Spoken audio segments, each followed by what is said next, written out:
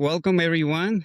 I'm excited to have Ilya Zeldin on the show today. Ilya is the founder and CEO of To Know Me, also pronounced To Know Me, an award-winning teacher-centered professional growth platform. After 20 years in tech and cloud innovation, including STEAM leading 300 product software portfolio at Dell, Ilya launched To Know Me to help educators grow. His platform is now used in over 100 school systems across half the USA and even international, saving teachers and coaches countless hours by unifying everything in one place. Ilya, thank you for joining us. Thank you for inviting me. It's an honor. I want to start with the why behind To Know Me. In our preparatory call, you share a powerful observation. Everybody puts so much pressure on teachers to personalize learning for students, and people forget about teachers themselves. Can you tell us a little bit more about that realization that inspired you to launch To Know Me? What inspired me to launch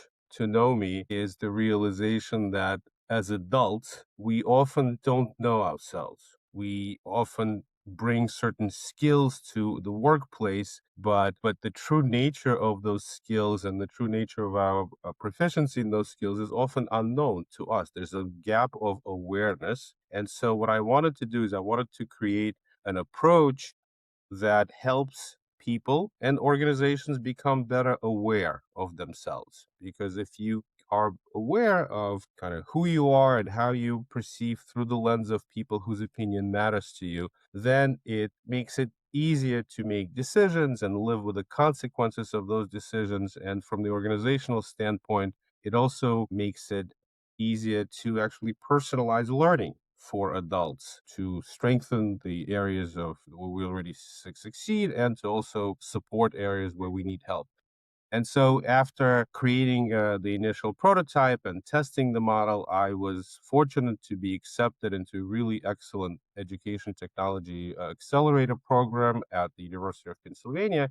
And that is where this program really helped me realize that there's a truly real and acute need in education to support teachers. Because as you said, everyone expects teachers to personalize learning for the students in the classroom. However, when it comes to teachers' own professional learning, quite often it's an afterthought. Quite often, and that is kind of similar to how other adults are treated at work. You're an adult, you'll figure it out. And so people have intranets with hundreds of presentations or sales materials or whatever, but it's really up to each adult to kind of figure out what they need and go at it at their own pace. And sometimes it works and sometimes it doesn't because everyone is super busy and it's really hard to focus without, as I said before, without truly knowing what kind of support you often need because, as I said before, people lack that kind of sense of awareness, especially when it comes to non-functional skills. Sometimes they're called soft skills, sometimes they're called durable skills. And in the world of education, these are pedagogical skills. It's not how do you teach biology or accounting, it's just how do you teach, right? And so that what inspired me to move into education is the realization that there's just so much pressure on teachers to deliver and at the same time the system requires teachers to be evaluated. However, that evaluation is very often disconnected from the required professional learning. And the reason it's disconnected is because all these different systems that are meant to be part of the professional development environment, they are fragmented. They create a situation where, as an adult, a teacher has somewhere between 3 and 6 different passwords just to do their job. And so, wouldn't it be nice to actually consolidate all these siloed pieces together and, in a sense, create a teacher's lens? That is the inspiration behind the current commercial focus of To Know Me in education sector. Very nice and very insightful. And going in that same line, your platform takes a unified approach. I was impressed how To Know Me ties together self reflection, goal settings, classroom observations, feedback, and PD resources all in one growth system. You even align everything to a district required teaching framework like the Danielson framework for teacher. What was the breakthrough moment when you realized that this alignment with established frameworks was critical? And how does having one lens for the teacher as a dual professional learner, as you phrase it, is making a difference in reducing those administrative burdens? The evaluation that districts are required to provide for the teachers is aligned to some kind of an appraisal form or some kind of a framework of pedagogy. So the realization was that rather than uprooting the current situation, rather than suggesting a new way of evaluating or a new way of promoting teachers, you have to work with what districts are already using. And so, an example of a Danielson framework for teaching is a very powerful, data driven, and something that's been in development for more than 30 years back when Charlotte Danielson first introduced this framework. That is, framework really breaks down the elements of pedagogy and helps and clarifies what does it take to be a good teacher. So my goal was to use this framework as the linchpin, as something that unifies all of the moving parts of the learning experience so that it's not something new to the district, it's just a better way to do something the districts have to do anyway. So rather than boiling the ocean, you're trying to create an environment where leadership and teachers in the field can work smarter, not harder. That was the kind of the linchpin of the go-to-market strategy. And so from that point, the design of the framework, the design of the platform itself, the To Know Me platform, is framework agnostic. So that even though more than half of the school districts in the United States are relying on the Danielson methodology to evaluate teachers and sometimes to promote professional learning, the world is richer than one framework. And so quite often we work with districts and we illustrate an example based on the Danielson environment. And then the districts say, well, can you actually do it for our set of standards? The reality of the US educational market in K 12 is that every district often has its own processes, right? Every state has its own processes. Everybody thinks that their process is the best. There's, in a sense, little in the way of standardization. In fact, if anything, it can be said to be standardized, it's the Danielson framework or some other kind of a framework that actually spells out, well, how are we as a school valuing our teacher or evaluating our teachers? And so the necessity to work with something that's already established in the business is just a way to provide an argument for them to work with you because, like as I said earlier, they don't need to change their processes. They don't need to fundamentally change what may be required by the legislature or may be required by the school boards. We're just introducing a way to use that rubric as common language that really helps the administration and the teachers to enhance the culture of professional learning and to build that kind of a communication that relies on the common language of the methodology. And I think your second question was about the impact. That, of course, is a critical question, like why are we doing it? And so it just turns out that if you put it all in one place and if you kind of represent it all for the end user, in this case, an adult who's a learner, who's an educator, that actually has a pretty great opportunity for people to enhance their own awareness, to get to know themselves, to realize that when it comes to these, multitude of domains and components or skill sets, whatever you call it, you're not always going to be all good or all bad. It's not about one score. It's about a realization that you're going to be strong in some areas and you're going to need help in other areas. So being able to viscerally appreciate areas of strength and understand where the gaps are creates that initial buy-in towards the professional learning. So it creates an opportunity for people to say, I want to move away from what's known as a one size fits all, like a professional development day where everybody gets in the same auditorium and they listen to the same lecture and like 60% of the people don't know why they're there or certainly doesn't apply to them. And so it gets forgotten.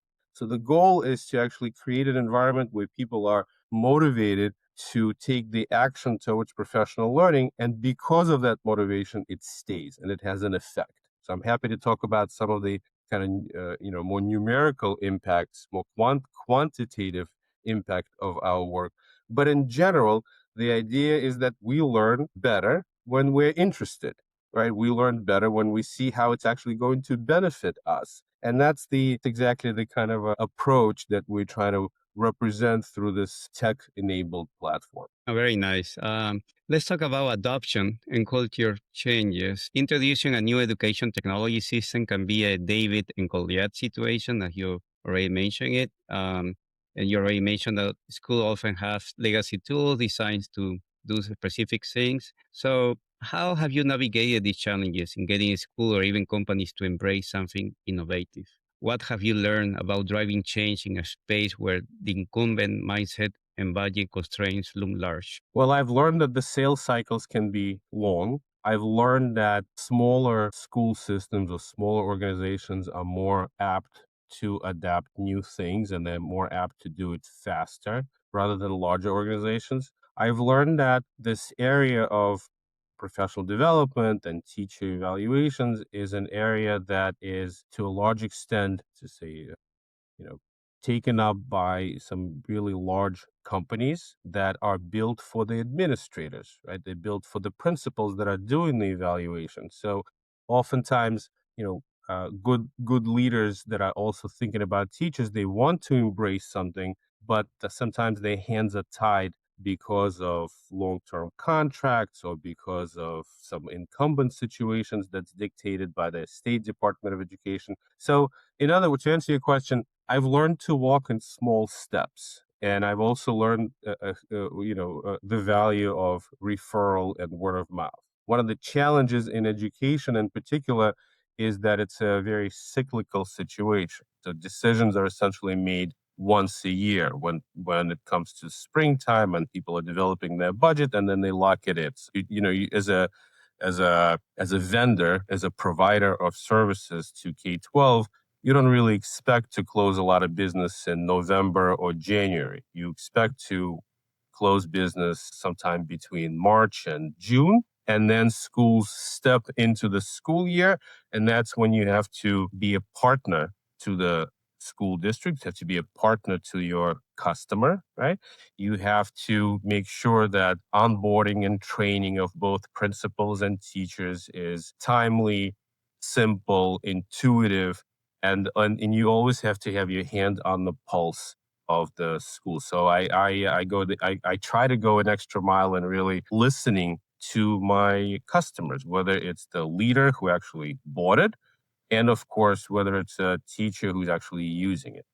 Now, very nice. Another topic that is very hot lately during these last 2 years is AI. AI hype is everywhere. Everyone talks about it. Everyone wants to incorporate it into their solution. So, can you tell me more about how AI is part of your solution? I mean, how is to know me using it AI to make life easier for the principal and coaches and in keeping the teachers at the center of the process? I would love to. In fact, I mean, let's just acknowledge also that education is fairly conservative when it comes to embracing new technologies and new approaches. And like anything else, you have the people that are starting at first, and it takes some time for that chasm to cross. Personally, I've been playing with AI for the last few years, just like everybody else. Chat GPT. Getting some asking questions, getting answers, and it took us as a company, it took us almost 6 months to just like figure out what's a good use case, what's a good area to actually make a difference for people on the ground. And after much interviewing of our customers, we settled on the first feature that actually helps principals create a narrative, create a feedback narrative. And the feedback narrative is based on small observations that are taking place throughout the year from the principal, from instructional coaches, from other teachers. So the system is very good at collecting and organizing all these interim, frequent, and nuanced observations around the framework as that common language and common structure that I mentioned before. And as a principle, let's say a year ago, at the end of the year, you would go to the system and you would say, okay, well, what do I know about the following teacher that's documented in the Tanomi platform, above and beyond what's in my head, what I intrinsically know about this person. And so the system will help kind of break down all these different notes and observations, and then you'd go and sit down and spend about an hour writing out the text. And so the first AI implementation was to capture all these observations and write the text for you, and write that text in such a way that it is clear, consistent, and personalized, and really reflective of the actual evidence that you have in the system. The entire process is anonymized. The principals really love the fact that they can see with one click both the data file that goes into the prompt as well as the prompt itself. I think over time we're going to develop a more personal voice for each principal. But for now, the results are really incredible because we're saving people at least an hour of time. Now that we've scaled it so that the system can also help not only the summative feedback, but also intermediate feedback. And the way we did it is by lowering the threshold, right? Just how much data do you need to have in order to have something meaningful to say? You don't need as much for the interim observation as you do for the year-end summative. So the short implementation, which we did about almost a year now, and are certainly seeing the results come full force during this school year cycle, is that AI enabled feedback by the principal for the teacher. So that's the first implementation of AI in the field. At the same time, I have to mention that AI is changing the strategy of the business. The AI is changing the strategy of the Tanomi business. The AI is changing the expectations of our customers. So just 2 weeks ago, we crunched some numbers and we looked at our historical performances and what the impact of the system. And we introduced a brand new way to charge people based on performance. So instead of charging you this much, let's say $60 per person, we can charge you a lot less just to cover our most basic cost, $10 to $12, and tie the rest of our revenue to your success. So that at the end of the year, you can actually see, well, my teachers, have they improved? And if they have improved by a certain threshold, which is below what we promise, then you pay nothing. And if you nothing more. And if they improved within a certain mid-size range, then you basically pay a little bit more. And only if we're successful in delivering on our promise or exceeding our promise do you pay us the remainder of the revenue per person. And that, I don't know if that's going to be successful. We're in conversations with several large systems about that, and it has to do with the way budgets are done in schools. Sometimes the schools, it's like a power grid. It's like a lot easier to allocate certain amount today and not worry about it. Sometimes schools are much more receptive to the idea of allocating, a certain sum of amount, knowing that all of it will be paid out or some of it will be paid out. We're learning. We're learning as we go. But there's no doubt that AI is just changing the dynamic of a conversation. The AI is changing the dynamic of how we take the product to market. And actually, just earlier today, a marketing email went out to a few thousand of our contacts that basically said, hey, it's hard to introduce a product, so let AI do it for you. We're encouraging people to go to the AI and do a simple prompt. Tell me about Tanomi. Tell me why what does it do for schools? What impact does it have? Why do teachers like it or not? Just, we're providing some generic prompts as hints. That's something that you would type in anyway. And of course, we tested it. Of course, I went into different AI engines and I did the same prompting. And I'm happy to say that AI recognizes the work that we've done, not only based on our own website, but based on some of the external validation that we've received. So, I'm confident that those who would take that step would come away feeling, positive about the Tonomi brand. The question is, how tired is the population? How tired are these people from hearing all of these things?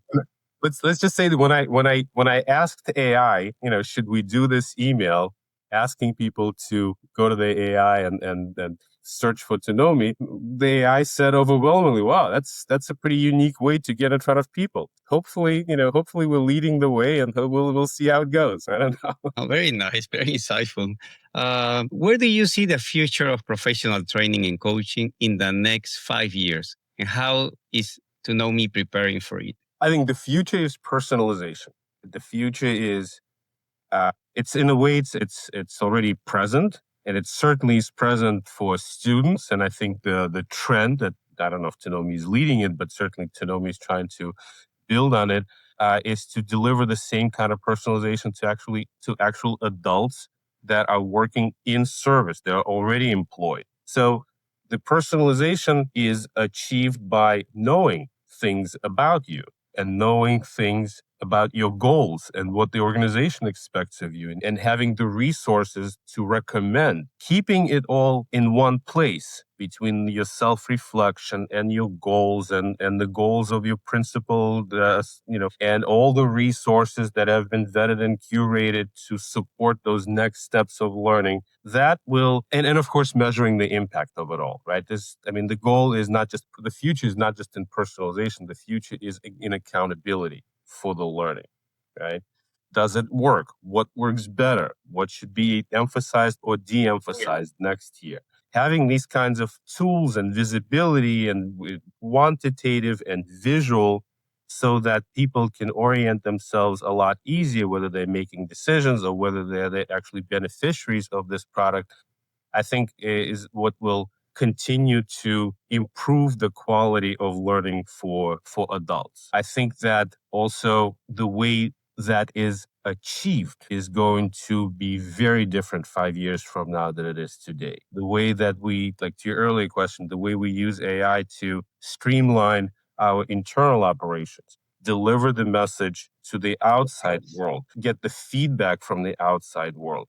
We have to be conscious that people are going to be less and less inclined to fill out different forms or speak to you on the call and give you long feedback, right? So we'll have to learn how to gather and put together different parts of feedback that helps you make better decisions for the future from triggers or from attributes that are not super obvious, right? But we're going to be relying on human intelligence and artificial intelligence to work together.